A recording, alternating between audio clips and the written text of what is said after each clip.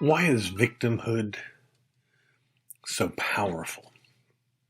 It is fairly counterintuitive to look at victimhood as somehow being powerful, but if you pay much attention to where our culture is, you can get at why I would think victimhood is powerful. We live in a day when the way to gain power is to present yourself and those who are like you in one way or another as the oppressed, as the downtrodden, as victims of the evil, horrible power brokers who keep you down. This comes, interestingly, out of the postmodern mindset.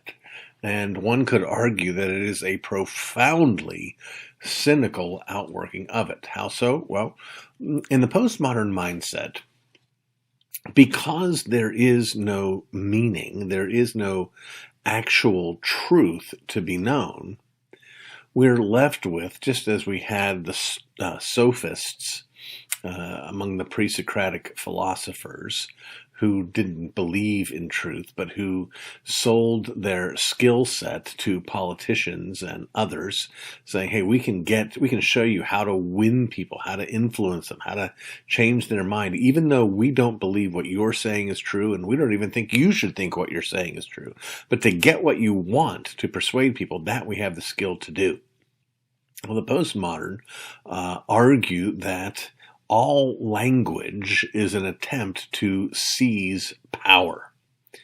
That language is my attempt. It's not me trying to describe reality. It's not me letting something be known. It is me trying to control you, me trying to manipulate you.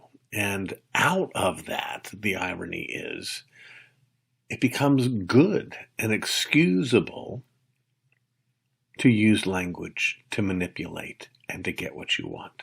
And, lo and behold, presenting oneself as a victim is precisely how to get what we want. This, in turn, fuels critical race theory and, more importantly, intersectionality, which is really just a word to describe the race to the top of the victim mountain, or maybe I should say the bottom of the victim mountain. That is, intersectionality is an attempt to sort of accrue victim points on different axes, so that if I am a woman, then I have a certain level of victimhood because I'm oppressed by men. If I am a woman of color, then I have a certain level of, a higher level of victimhood because I'm not only oppressed by men, but I'm oppressed by white people. And if I'm a person of color, woman,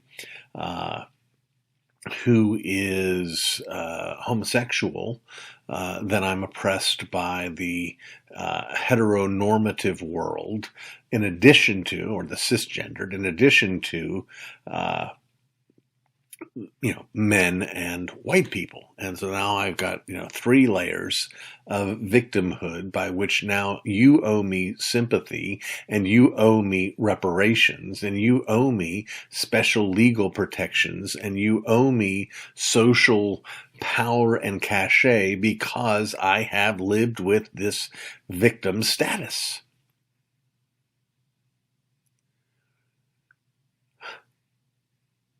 It is a tussle for power that's utterly unrelated to virtue, integrity, or even reality, because it comes out of a system that denies there is such a thing as reality.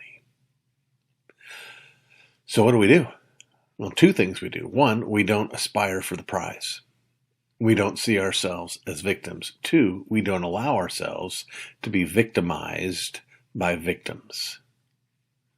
We don't take on guilt that is not properly ours. There's plenty of guilt to go around that's real without having to lift up the victim as Jesus and the rest of us as the Pharisees.